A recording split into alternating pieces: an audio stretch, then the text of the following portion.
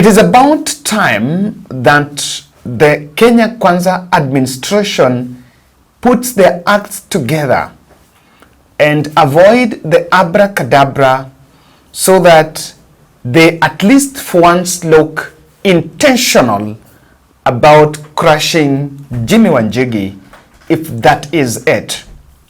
In this podcast, I want to look at why Wanjigi profile is being reprofiled by the current administration. And you tend to think, what does he know or what does he have that people or other government is looking for? That would be interesting to get the nod of this analysis. My name is Kevin Oduor. Thank you very much for supporting this podcast. Every day here, we do political analysis and we try to be very critical and speak to what the people really wants to hear. So here, guys, if you want to know everything about the Jimmy Wanjigi sagas, this is the best podcast you should make sure you subscribe to. I listened to the billionaire entrepreneur Jimmy Wanjigi in Citizen TV yesterday night, and he exudes confidence in articulating what he stands for. You can take away everything from Jimmy, but you cannot take away the fact that he has been talking about, he's been consistent on William Ruto's administration, and actually from Ruto and Uhuru administration, in terms of issues of debt and the state of the economy. But I want us to look at the chronology of events so that we find out what exactly is the motive, and is the government genuine about any motive with Wanjigi.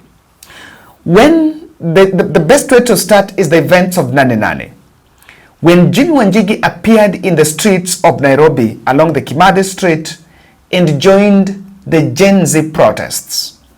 And when he joined, the moment he joined, it was just an hour after also Martha Karua was also in the street.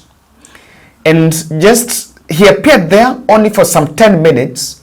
And the police, of course, the streets were deserted. But the police were trying to make their way there. They were trying to make their way around where Jimmy was. So a tear gas canister was thrown on that side. And when his security details realized there was danger, they decided he was rushed back to the car and then driven in a convoy back to Muthaiga. And they're saying the police were chasing after him. And so he got his way, he got to his residence in Muthaiga. And after getting there, the police could not be able to get him. And so they camped outside that place, even put that yellow tape of crime scene, and camped there for some few minutes, allegedly looking for Jimmy. And so after that, the vehicle, one of the car there, was driven back to Central Police Station. And there was a press briefing that Masengeli realized, Masengeli did that very evening, saying what they had recovered in Jimmy Wanjigi's vehicle. We intercepted a personal motor vehicle, Brado model KDC 883R in Muthaiga, at the residence of Jimmy Wanjigi. In the vehicle, we have recovered 4 tear gas canister, 2 Motorola gadgets, 7 assorted chargers for the pocket phones, and 1 mobile phone. Investigators are on the ground and to ascertain more details. So that was it. Charger, phone, tear gas canister, and some few stuff there. So, and I analyzed it, I said the reason why the police was made that press briefing is because they did not want the propaganda around the whole. They were actually trying, for that time, they were trying to manage the information around the raid on Wanjigi's residence. And probably, I was just having some peer analysis with one of our subscribers, and I was telling him that I know that the state the state propaganda team were very uncomfortable with that press briefing because they always wanted to hear the police boss saying about the grenades and all that. So to that effect, he could not be arrested. So they went there, then just another time, then at night, another raid was conducted. There's no way the regime, the Ruto regime, can deploy close to 200 or more officers at the residence of Jimmy Wanjigi. They are not able to say what offense they are investigating. They cannot come in and break without a court warrant. And Jimmy is not a fugitive. If they summoned him in the manner the lawyer is saying and in accordance with the law, he would definitely present himself at the police station. But coming to vandalize his house like goons, interfere with the internet connectivity, interfere with electricity, which we fear they just were making sure that the CCTV does not record what they are doing. This is thuggery in uniform. And it is that raid when the police now broke into the compound, broke all and then got into the house and were able to ransack the house, allegedly looking for Jimmy Wanjigi in that house. So he was not arrested. But of course the newspaper headlines of the security team ransacking the house and trying to look for him were not there. Only for his two bodyguards to be arrested and detained over some charges of, initially they were owning charges of having some grenades or so. So that was again crafted charges of, I don't know, linking some grenades of around Jimmy Wanjigi's Jimmy Wanjigi, and then they were detained for some 7 more days doing some identity. You would want you to listen to Willis Otieno talking about it. Of 2024, in which is going to lay bare the persons who planted explosives in the said motor vehicle and at his residence. There are CCTV cameras that captured officers of the state doing what is now being alleged here. He's taken the fight on. The police officers planted the explosives.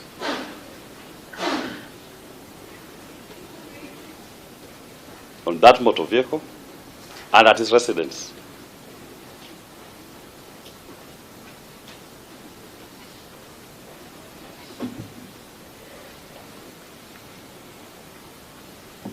So, Your Honor, Mr. Wanjigi, having taken control of his residence and the occurrences therein, there will be no further compelling reason to detain these two gentlemen for any further investigations. So, to that effect, to that point, what are you listening to? What are you seeing there? You are seeing the security officers that were involved in all this operation. There's a bit slippery, and I'm not seeing them having any intention to arrest Jimmy. Yesterday, so the president have been flip-flopping on who funded the protest and where and what was funded. And yesterday, I saw Jimmy in Citizen TV. And he spoke there until midnight, even confirming that he funded the protest to some extent. In fact, he's saying that, if it was about buying flowers, buying the flag, he paid bonds for some of them who were arrested. He tried to support to some, and I think he's saying he supported it. And in fact, in that speech, he's saying, I'm not the only person who supported. They were supported by many other people. So he confirmed. The Nane Nane protests. So tell us what that was about, because you drove to the streets, you were part of the protests, you supplied water and perhaps other supplies to the protesters, and then somehow this all ends up at your home. So I'd like to get an understanding of where you stand with the protests. Do you support the Gen Z-led? 101%. 101%. I support them. I support what they are doing. I think along the way, if you go through some of my clips from September, October last year, I've been saying it's going to happen. It was bound to happen because Kenyans are in pain. I support them 100%. It's in the Constitution. It's their democratic right. And yes, I have supported them financially. I gave them money when they were in bond. I have supported the supply of flags and water and all those things. Why not? I'm sure I'm not the only Kenyan who did it, right? Because it's not against the law, right? I don't think they asked for any other support. I think people are looking for ghosts here. And yes, I appeared on Thursday. We got there about 3:30. We found the streets very empty. We found a small crowd on Kimathi Street that were being tear gassed, that had been held by police, and they embraced us. We went into the crowd, but it was no longer than 5-10 minutes and we were being tear gassed out of town. In fact, it's the same group that ushered me into my cars and said, please go. These guys are going to be wild here. And then a car chase ensues after that? And a car chase, a vicious car chase, all the way to Muthaiga. We locked the gate, and that's when the siege began. There. And that is what I'm saying. If President Ruto has been keen on arresting Wanjigi, I think he could be arrested yesterday. Yes. He could be arrested immediately after that interview because he was there until midnight. I watched that interview up to late night. He was there until in the midnight. And then he was giving that and was actually confirming that he supported the Gen Z protest. Now, the grand scheme of abracadabra is a bit coordinated and is supposed to paint Wanjigi as a fugitive against powerful and a powerful force against the Gen Z. But you will realize that Wanjigi understands government in and out and has been consistently talking about money and the audience desk. One thing you need to understand in politics and in leadership, you know who your competition is. You know it in your gut, especially when you're up there. You know it in your gut where your competition is, where your problem is, who can remove you. You know it in your gut. There's one thing I do understand, this country. I understand it, I feel it, I live it, I know it, and they know I know it. You asked me an earlier question. Why would they kill you? In this incident of William Ruto, because I'd like to come here, I want you to understand there are two pillars of any government. There's the pillar of guns, and even the MOU I did with them was based on that. The pillar of guns and the pillar of money. Without those, a government cannot operate. All right? Those are the two pillars. A gun to protect people, to protect them, to protect money. And money to buy those guns. That is the essence of any government anywhere. I do not have guns. I am not a militia. I'm not trying to overthrow the government of Kenya. But yet you say they're threatened by you. Yes, because I've gone after the money. I have been talking money for the last 2 years. I'm going after the other pillar because they have broken the constitution of this land on the pillar of money. And it is amazing what has happened the last 12 or so years. And especially now being perpetuated by this regime. The illegalities to this sacred book called the Constitution are phenomenal. Phenomenal. So gone after the money. And all we've done by going after the money is first and foremost educating the people. Telling them what their real problem is. Their problem is not the small numbers, and I call them small numbers in relation to the grand theft of the little corruption things we are seeing in governance. Okay. We will come to that. I want us to now bring it to present day and talk about Thursday. So, there is something you will get to understand. One thing, Kenya Kwanza is never interested in arresting Wanjigi. That was not the point. I'm not seeing them. They're never interested in arresting Wanjigi. Number two, despite of him coming out and declaring that he funded part of the Gen Z protest by paying their bonds and so and this, nothing has been done. So is it true that government has been looking for people who funded the protest? He said I supported them. I bought flags. I supported them. I gave them water when they needed. You know? And you can remember during the protest, there were water that were being given. And in fact, when you talk about support, kuna maji yalikuwa zinapeana huko kwa some of those hotels in and there. And the other truth about Jimmy Wanjigi is that, the third truth about the Jimmy Wanjigi is, he's been consistent talking about the debts for the last 2 years. And I know for those people who follow politics, Wanjigi has been appearing in TV stations, one after the other, talking about debts and asking, which are these debts we are paying? Which are they? Which are these debts? Who borrowed them? Where are they? What were they used for? And of course, I want to say, it is not effective just to brandishing the gun drama and the grenades. Those are smoke screen. It's a smoke screen. The real thing here is we need to listen to what he's saying, because for those last 2 years, no one from Treasury nor government, even President Ruto is so much good in controlling public narrative. He's never come out in public.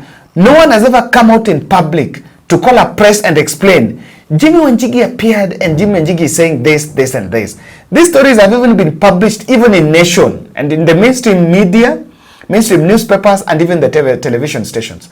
No government official has ever risen one day and say, we take cognizance of what was published, this and this, but according to our statements, our report, this is the true or this is the real position.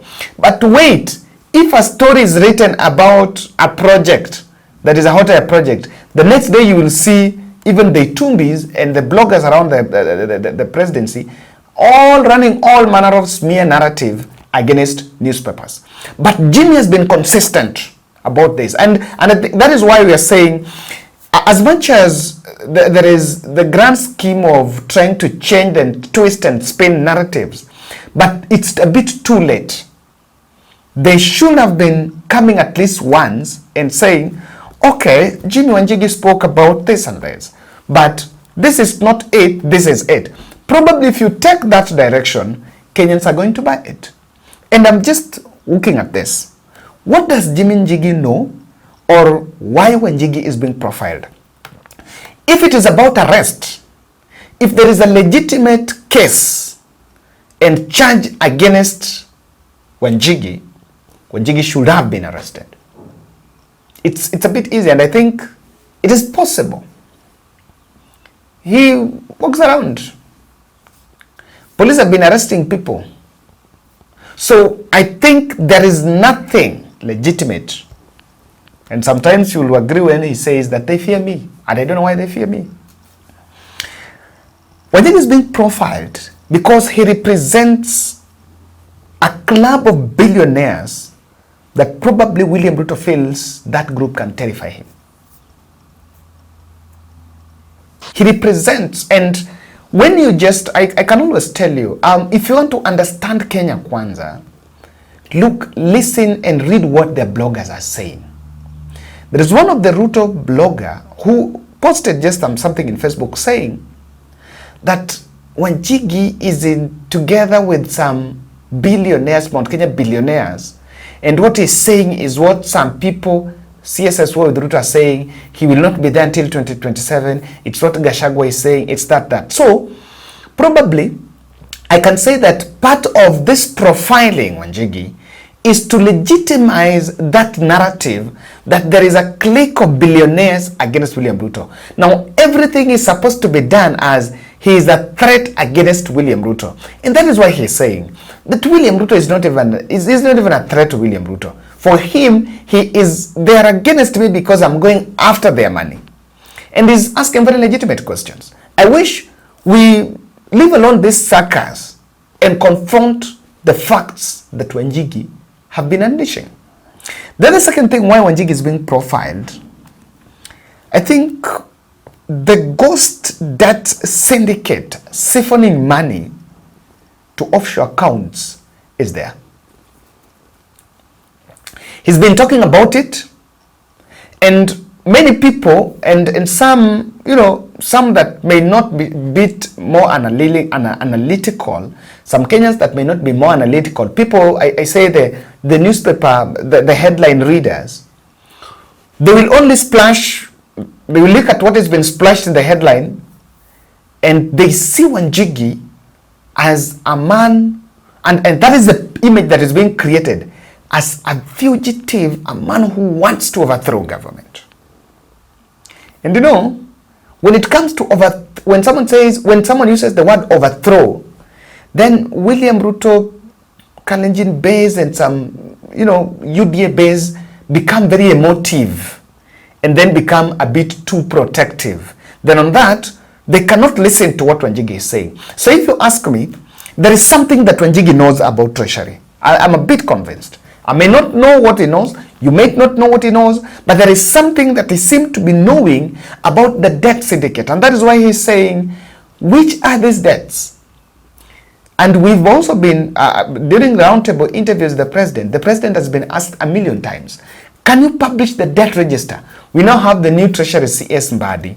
Mbadi should publish that debt register so that we scrutinize and say, if we are paying 10 shillings to China, then when was that loan taken? Which year? Tuache. You are paying another 10 shillings to IMF. When was it taken? What was it used for? Taken here. When the moment the country gets that information, it should be published in one of the newspapers and be made public so that the country understands. I was reading that, I think it was in Venezuela, which country, where people even, took minerals and they joined government in paying that debt. But without that, Kenyans are not buying that narrative of there is this debt here, there is that debt there. We need to do. And that is why I think much of this is just a bit of profiling. Number three, the other reason why he's being profiled is to suppress his continued activism against these debts. We are suppressing him, so that people only see the image of Wanjigi the fugitive, Wanjigi the overthrow of government, Wanjigi the man who have grenades, Wanjigi the man who have guns. But in real sense, there is something he's saying, and maybe the country needs to listen to that. I think scheme to thrust him as the engine behind Gen Z, and I want to say this. It is true, the Gen Z cause was very legitimate from the word go. But somewhere in the middle, the energy went down because of the state crashing. The state was really crashing the Gen Z protest. And so there could be possible that some force behind it. I've listened to the president speaking about this Gen Z matter. And I want to repeat, and I want to finish this podcast by repeating this. If Wanjigi funded Gen Z, and he has said it, and William Ruto is looking for the person who funded Gen Z, Wanjigi has confirmed. So let's stop talking about Ford Foundation, Uhuru Kenyatta, Rabilonia, so and so. Let's go and then look after Wanjigi, and we see if really we were genuine about that narrative. Thank you.